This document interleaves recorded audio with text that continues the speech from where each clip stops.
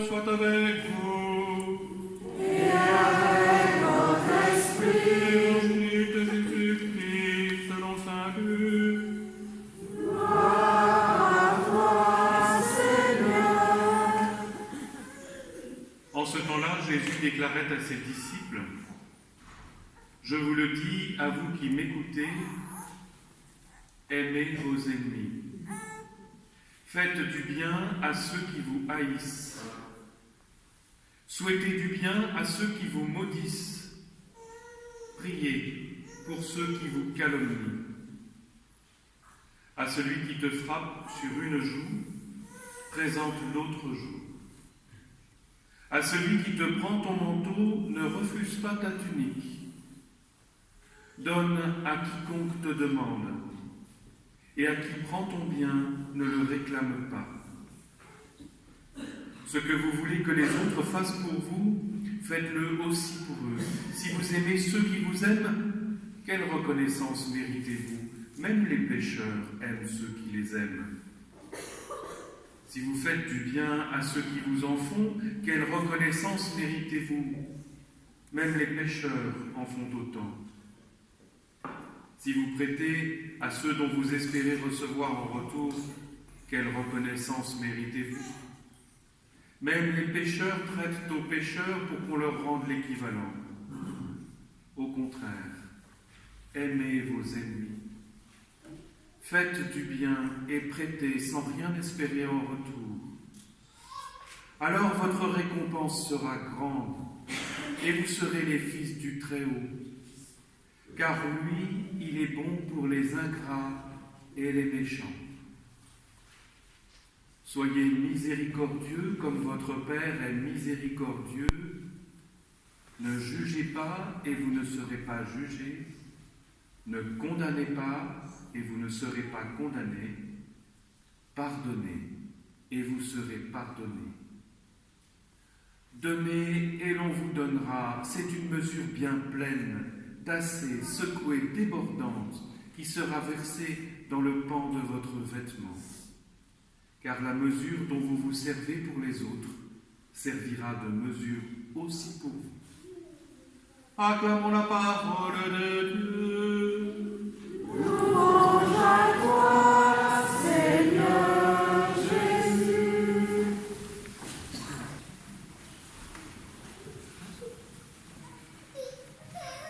Mes frères, mes sœurs, nous sommes en train de célébrer aujourd'hui le 7e dimanche de temps ordinaire. Et Jésus nous donne un enseignement fort. Quand il nous parle, il nous dit des choses extraordinaires. Et parfois, nous sommes bouleversés par ce qu'il nous dit. Et aujourd'hui, il nous enseigne l'impossible ou la naïveté. On ne comprend pas très bien. Aimez vos ennemis. Faites du bien à ceux qui vous maudissent. Pardonnez. C'est extraordinaire ce que Jésus est en train de dire. Mais en même temps, est-ce que c'est possible de pouvoir le faire humainement parlant? Le pardon est une spécificité de la religion chrétienne. Nous, les chrétiens, nous avons quelque chose de particulier. C'est que nous pouvons pardonner. Nous avons le pardon en nous. Dans l'Ancien Testament, ou on peut dire dans la tradition vétérotestamentaire, on a parlé de la loi du talion. Œil pour œil, dent pour dent. Et donc, si je te crève un œil, tu me crèves aussi un œil gauche, pas gauche et droite, pas du tout. Et donc, il faut un contre un. Et non, tu me crèves l'œil, moi je te crève l'œil, et puis après, je te casse la mâchoire. Pas du tout, tu exagères. C'était déjà une forme de justice. En fait, le monde d'aujourd'hui fonctionne un peu comme ça. Quand on te fait quelque chose du mal, il faut rendre le mal pour le mal, c'est clair. Et comme ça, si on le fait, on est bien considéré, on n'est pas vu comme moins que rien. Et même des personnes aujourd'hui, on peut voir, je le vois plus avec les jeunes, dans le métro ou dans les bus, une petite remarque et tout, les jeunes se retournent avec beaucoup d'insolence pour dire « T'es pas ma mère, t'es pas mon père, et donc tu peux pas me dire ça. » Ah mais super bien, ah mais d'accord, mais c'est pas normal, c'est pas possible. C'est normal, c'est possible parce que nous sommes dans ce monde-là. Et les adultes qui sont là pensent que c'est normal, c'est bien, c'est comme ça que ça doit se passer. L'insolence est devenue une valeur, il faut être insolent pour être bien considéré. Jésus nous apprend aujourd'hui les pardons.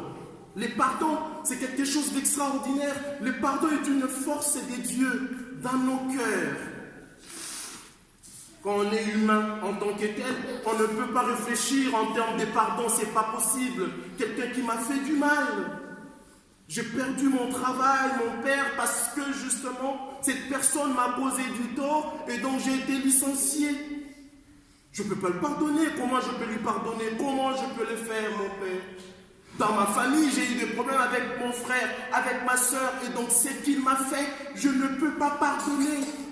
Aujourd'hui, Jésus nous enseigne le pardon, parce que nous avons beaucoup de problèmes avec des gens, parce que nous n'arrivons pas à pardonner. Même dans nos familles, même dans nos lieux de travail, nous avons beaucoup de problèmes. Le pardon, c'est un don par-dessus les dons. C'est pourquoi j'ai dit le pardon est une grâce qui vient de Dieu. Il faut pouvoir le demander, il faut demander les pardons auprès de Dieu. Le pardon, c'est ressusciter la personne qu'on a tuée au plus profond de notre cœur. Le pardon, c'est accorder une seconde chance à cette personne, parce que nous-mêmes, si cela nous arrive, nous allons aussi être contents si on nous accordait une seconde chance. Vous allez vous souvenir de cette belle image du pape Jean-Paul II et Ali Aqsa. C'est lui qui a tiré sur lui. Jean-Paul II est arrivé pour rendre visite à ces messieurs. Derrière le barreau, il entre et il embrasse pour prouver la force du pardon. Et tout le monde pouvait dire, celui-là c'est vraiment un homme de Dieu. Nous, les enfants de Dieu, nous devons transformer ce monde par ce que nous sommes en train de faire. Si vous avez des problèmes avec un frère, avec une sœur, à chaque fois que vous voyez cette personne, vous n'êtes pas bien. C'est comme si vous êtes en train de vivre dans une certaine prison. Ben, les jours où vous allez vous dire pardon, ben, quelle joie qui traverse vos cœurs. Mais pardonnez, mais pourquoi vous voulez rester dans cette prison? Sortez de cette prison, pardonnez-vous. C'est très important si on pardonne. Et si vraiment nous pardonnons, nous pouvons alors faire du bien. Mais aussi, nous devons apprendre à nous pardonner nous-mêmes. Parce que cela nous arrive aussi d'être un peu plus sévères envers nous-mêmes. On n'arrive pas à se pardonner, on dit mon père, ce que je fais, je ne les pardonne pas. Alors aujourd'hui, la parole de grâce vous arrive. La parole de grâce doit vous atteindre. Pardonnez vous-même aussi. C'est très important. Faites du bien. Et ce que vous voulez qu'on fasse de vous, faites-le aussi pour les autres. Matthieu chapitre 7, verset 12. C'est la loi d'or. C'est tous les résumés de la loi et des prophètes. C'est toute la Bible. C'est l'Ancien Testament dans son ensemble. Tout y est. Mais seulement, nous devons savoir dans ce sens que le bien est plus fort que le mal. Si nous faisons le bien, nous allons transformer ce monde. Paul disait, nous allons vaincre le mal par le bien. Romains chapitre 12, verset 21. Vous savez, une fois, un monsieur est venu me voir pour me dire, mon père, c'est vrai que le bien est plus fort que le mal. Vraiment, je le crois. Je lui dis, ben, pourquoi vous dites ça, monsieur? Il me dit, mon père, vous savez, une nuit, alors qu'il pleuvait, bon, j'ai dormi chez moi, tranquille, calmement, il n'y avait pas de problème. Je ne sais pas si j'avais oublié de fermer la porte ou la fenêtre, je ne sais pas trop bien. Alors, un voleur est entré, voilà. Il a vu deux vestes qui étaient sur les canapés, ben, il les prend, ben, il allait déjà sortir. Moi, je le surprends. Bonjour, messieurs les voleurs. Je suis monsieur Paul Leclerc. Vous êtes venu prendre mes vestes et il n'y a pas de problème. Attendez, vous allez mettre des vestes avec quoi? Ça n'ira pas. Des vestes? Non. Attendez, je vous apporte des pantalons. Deux pantalons, j'en ai là. Le monsieur retourne, le monsieur Paul Leclerc, il va mettre deux pantalons, il les donne. Le voleur était là, il dit, alors avec... Ah non, non, des chaussures, j'en ai aussi. Des très belles chaussures, j'en ai. Il va chercher, il les ramène. Après, il dit, bon, il vous manque un truc, il vous manque quelque chose. La montre, je comprends, la montre. Il va chercher la montre, deux ceintures et tout. Les voleurs étaient là, ils ne comprenaient absolument rien. Il était médusé, il était tétanisé, il ne comprenait absolument rien. Alors il a dit ça, ce n'est pas normal, c'est vraiment l'extraordinaire, c'est pas ordinaire.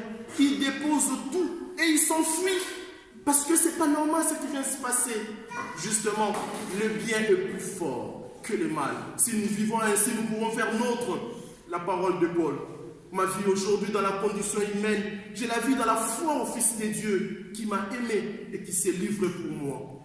C'est le Christ qui vit en moi maintenant. Amen. Amen.